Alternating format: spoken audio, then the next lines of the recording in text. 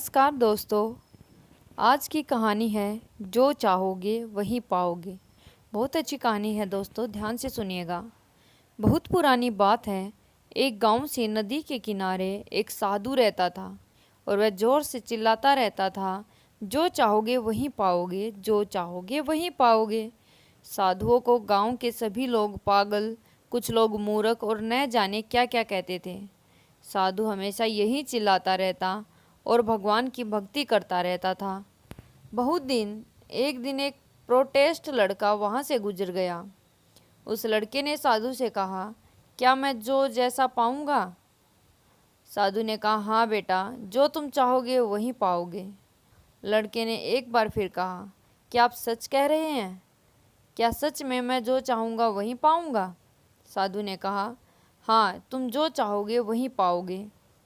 लड़के ने कहा, क्या मैं सोना चांदी का बड़ा व्यापारी बन पाऊंगा? साधु ने कहा, हाँ बेटा, तुम एक बहुत बड़ा सोना और चांदी का कारोबार बना पाओगे। आज मैं तुम्हारे साथ कुछ सोना और चांदी का कारोबार बनाऊंगा। लड़के ने अपने शब्दों को बंद कर दिया और साधु की ओर हाथ बढ़ा दिया। साधु ने एक हाथ वाले लड़के को पकड़ लिया और कहा कि लो बेटा, यह सोना है, इसे समय कहता है। कभी कभी आप भी नामांकित हाथ से मत जाना, इसे एक एक पल अपने प्राप्त लक्ष्य के लिए उपयोग करना। तुम एक दिन जरूर बहुत बड़े बिजनेसमैन बन जाओगे। लड़के ने कहा, और बाबा चांदी? साधु ने लड़के का दूसरा हाथ पकड़कर कहा कि यह चांदी का है, इसे गंभीरता कहते हैं। अगर बहुत मेहनत और समय का सही उपयोग करके भी लक्ष्य प्राप्त किया जाए तो अपने धैर्य बनाए रखने और देखने में कितनी ताकत है। अगर तुम यह सोना अस्तित्व हमेशा अपने पास रखोगे तो दुनिया की कोई भी सेना, हथियार बड़े व्यापारी बनने से नहीं रोकेगी।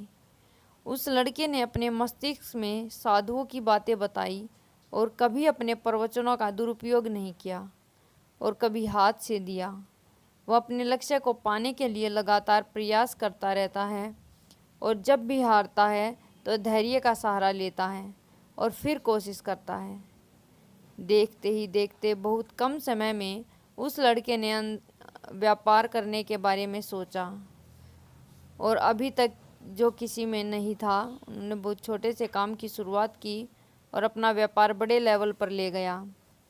आज के समय में वह सबसे बड़ा व्यापारी था जो उस दिन साधु से मांगा है। उसने अपने लक्ष्य को प्राप्त करने के लिए कई संघर्ष किए और अनेकों बातें सीखी और अपने समय को आदर्श बनाया, ना कभी अपना धैर्य खोया और उसने वही पाया जो वह चाहता था।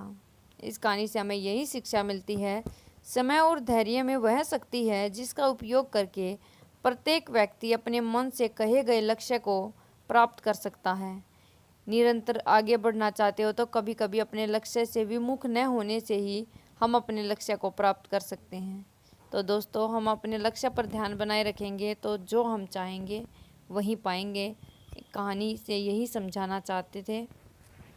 धन्यवाद दोस्तों।